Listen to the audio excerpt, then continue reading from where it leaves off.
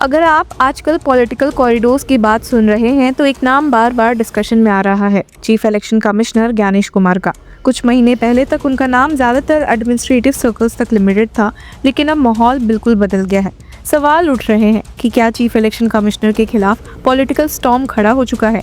क्या सच में उन्हें अब पद से हटाने की तैयारी चल रही है? इन्हीं सब के बीच में क्यों कहा जा रहा है कि chief election commissioner Gyanesh Kumar ने झूठ बोला है, वो भी देखते हैं।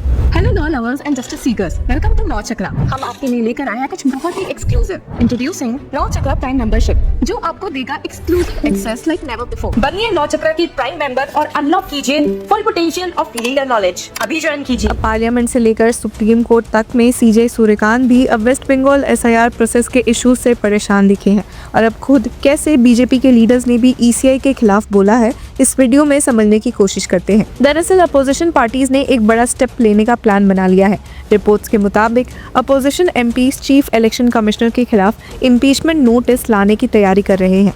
इस इनिशिएटिव को लीड कर रहे हैं ऑल इंडिया तृणमूल कांग्रेस, जो पिछले कुछ महीनों से इलेक्शन कमीशन ऑफ इंडिया के साथ खुली टकरार में है, खासकर वेस्ट बंगाल में चल रहे स्पेशल इंटेंसिव रिवीजन प्रोसेस को लेकर। सोर्सेज के मुताबिक इम्पीचमेंट नोटिस की 2 अलग कॉपीज लोकसभा और राज्यसभा दोनों में सबमिट की जाएंगी।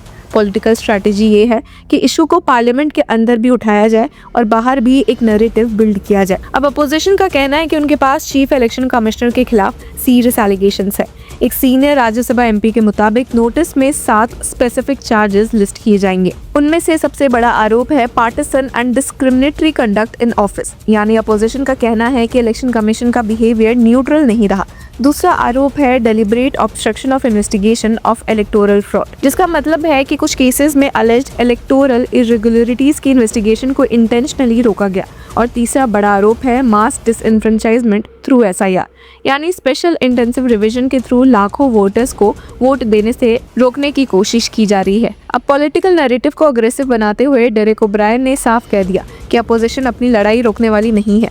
सीधा मैसेज दिया कि are political and legal battle will continue both inside and outside parliament. और ये स्टेटमेंट दिखाता है कि अपोजिशन सिर्फ पार्लियामेंट्री प्रोसेस पर डिपेंडेंट नहीं रहना चाहता, बल्कि पब्लिक डिबेट और लीगल बैटल दोनों को पैरेलल चलाना चाहता है। और इस पूरे कंट्रोवर्सी का सेंटर पॉइंट है वेस्ट बंगाल में चल रहा स्पेशल इंटेंसिव रिवीजन प्रोसेस। और अब इसी मुद्दे पर एक और पॉलिटिकल लेयर ऐड हुई जब कम्युनिस्ट पार्टी ऑफ इंडिया ने भी इलेक्शन कमीशन पर काफी शार्प क्रिटिसिज्म किया। पार्टी ने सीधा अक्यूज किया कि कमीशन ने पॉलिटिकल पार्टीज के स्टैंड को गलत तरीके से प्रेजेंट किया है। सीपीआई-एम के वेस्ट बंगाल स्टेट कमेटी ने chief election commissioner Gyanesh Kumar को एक लेटर लिखकर कहा कि कमीशन का statement a complete misrepresentation of facts है। अब पार्टी ने इलेक्शन कमीशन की एक प्रेस रिलीज को लेकर भी स्ट्रॉन्ग ऑब्जेक्शन उठाया। कमीशन ने कहा था कि ज्यादातर पॉलिटिकल पार्टीज ने स्पेशल इंटेंसिव रिवीजन प्रोसेस को अप्रिशिएट किया है और प्रोसेस पर उनका कंप्लीट फेथ एंड ट्रस्ट है। सीपीआई-एम ने इस क्लेम को सीधा चैलेंज कर दिया। लेटर में लिखा गया कि it is a travesty of the truth to withhold the names of the political parties who voiced their appreciation and those who stood in opposition. यानी पार्टी का कहना है कि अगर सच में पॉलिटिकल पार्टीज ने सपोर्ट किया है तो उनके नाम पब्लिक क्यों नहीं किए गए। सीपीआई-एम का एक और सीरियस एलिगेशन ये है कि वेस्ट बंगाल में लगभग 60 लाख वोटर्स को अनसर्टेनिटी में डाल दिया गया है। पार्टी का कहना है कि वेरिफिकेशन प्रोसेस ओपेक है और लॉजिकल डिस्क्रिपेंसीज के नाम पर वोटर की एलिजिबिलिटी को क्वेश्चन किया जा रहा है। पार्टी ने वार्निंग भी दी कि इलेक्टोरल रोल को किसी आइडियोलॉजिकल एजेंडा के हिसाब से मॉडिफाई करना डेमोक्रेसी के लिए खतरनाक होगा। लेटर में लिखा गया कि any attempt to tailor the electoral roll to suit the ideological agenda of the RSS BJP combine is a violation of the commission's constitutional mandate. अब इस पूरे कंट्रोवर्सी में इंटरेस्टिंग ट्विस्ट भी आ चुके हैं जब जुडिशरी भी डायरेक्टली इन्वॉल्व हो गई। सुप्रीम कोर्ट ऑफ इंडिया ने इस इशू पर इंटरवीन करते हुए एक इम्पॉर्टेंट डायरेक्शन भी दिया था। कोर्ट ने ऑर्डर किया था कि इलेक्टोरल रोल से नाम हटाए जाने के खिलाफ अपील को डिसाइड करने के लिए स्पेशल ट्रिब्यूनल्स बनाए जाए। बेंच में थे chief justice of India Suryakant, जो कि इस बेंच को लीड कर रहे थे, और कोर्ट का रीजनिंग ये था कि अगर इलेक्टोरल रजिस्ट्रेशन ऑफिसर्स के डिसीजंस को अपील करना है तो वो किसी एग्जीक्यूटिव अथॉरिटी के पास नहीं जाना चाहिए, बल्कि जुडिशियल ट्रिब्यूनल के पास जाना चाहिए। कोर्ट ने ये भी कहा कि कलकत्ता हाई कोर्ट के chief justice retired high court जजेस को ट्रिब्यूनल्स में अपॉइंट करने के लिए रिक्वेस्ट करे। इलेक्शन कमीशन ऑफ इंडिया को ये भी डायरेक्शन दिया गया कि जो वोटर्स जुडिशियल ऑफिसर्स के थ्रू क्लियर हो चुके हैं उनके नाम सप्लीमेंट्री लिस्ट के थ्रू फाइनल इलेक्टोरल रोल में ऐड किया जाए। अब जुडिशियल इंटरवेंशन का स्केल भी काफी बड़ा है। कोर्ट को बताया गया कि 500 से ज्यादा जुडिशियल ऑफिसर्स वेस्ट बंगाल में वोटर्स के ऑब्जेक्शंस और क्लेम्स सुन रहे हैं। साथ ही ओडिशा और झारखंड से भी 200 से ज्यादा जुडिशियल ऑफिसर्स को डिप्लॉय किया गया है। ये ऑफिसर्स लगातार काम कर रहे हैं। संडेज और हॉलीडेज पर भी हियरिंग हो रही है। अब कोर्ट के रिकॉर्ड के मुताबिक 9 मार्च तक 10.16 लाख ऑब्जेक्शंस डिस्पोज किए जा चुके हैं। ये नंबर्स दिखाते हैं कि इशू कितना मैसिव हो चुका है। कोर्ट ने ये भी कहा कि जिनके नाम इलेक्टोरल रोल से हटाए गए हैं उन्हें तुरंत रीजन कम्युनिकेट किए जाए ताकि वो अपील प्रोसेस स्टार्ट कर सके। अब पॉलिटिकल बैटल फील्ड सिर्फ वेस्ट बंगाल तक लिमिटेड नहीं है। कर्नाटका के बेलगावी डिस्ट्रिक्ट से भी कंप्लेन सामने आया है।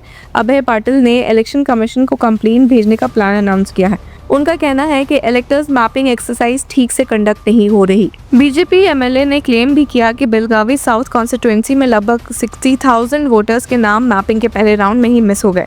उनका आरोप है कि बूथ लेवल ऑफिसर्स अपना काम प्रॉपर्ली नहीं कर रहे। उन्होंने रिपोर्टर्स तक को बताया कि officers door to door verification करने के बजाय लोगों को आंगनवाड़ी, स्कूल और टेम्पल जैसे वेन्यूज पर बुला रहे हैं। जो लोग वहां नहीं पहुंच पा रहे उनका नाम मैपिंग प्रोसेस से बाहर हो जा रहा है। उन्होंने कहा कि दिस इज़ अनएक्सेप्टेबल। अब लोकल ऑफिसर्स ने एक और प्रॉब्लम हाईलाइट की है। कुछ बूथ लेवल ऑफिसर्स के पास स्मार्टफोन्स ही नहीं है जिससे वो मैपिंग एप्लीकेशंस डाउनलोड कर सके। कुछ को टेक्नोलॉजी यूज़ करने की ट्रेनिंग भी नहीं मिली है। इसलिए डिमांड उठ रही है कि BLOs को प्रॉपर ट्रेनिंग दी जाए और door to door verification mandatory बनाया जाए। इस पूरी कहानी का सबसे बड़ा पॉइंट ये है कि इलेक्शन कमीशन जैसा कॉन्स्टिट्यूशनल इंस्टीट्यूशन अब इंटेंस पॉलिटिकल और लीगल स्क्रूटनी में आ चुका है। एक तरफ अपोजिशन पार्टीज इम्पीचमेंट की बात कर रही है, दूसरी तरफ जुडिशरी प्रोसेस को मॉनिटर कर रही है और तीसरी तरफ ग्राउंड लेवल पर एडमिनिस्ट्रेटिव चैलेंज भी सामने आ रहा है। लेकिन जो इम्पीचमेंट मोशन की बात उठी है CC ज्ञानेश कुमार के खिलाफ, उस पॉलिटिकल मूव का एक प्रैक्टिकल एंगल भी है। अगर नोटिस इस वीक पार्लियामेंट में फाइल हो जाता है तो भी इम्पीचमेंट प्रोसेस तुरंत स्टार्ट नहीं हो जाएगा। पार्लियामेंट्री प्रोसीजर्स काफ़ी लेंदी होते हैं और अगर नोटिस एक्सेप्ट भी हो जाए तो डिबेट होने में महीने लग सकते हैं। तब तक एक और पॉलिटिकल रियलिटी सामने आ सकती है। वेस्ट बंगाल, तमिलनाडु, केरला, असम और पुडुचेरी में इलेक्शंस होने वाले हैं और एक्सपेक्टेड है कि इलेक्शन समर के शुरुआत में हो जाएंगी। यानी इम्पीचमेंट का पॉलिटिकल इम्पैक्ट इलेक्शंस के बाद ही देखने को मिल सकता है। तो व्यूअर्स, इस पूरे मामले में आपकी क्या राय है? Do let us know in the comment section. Until then, keep following Law Chakra.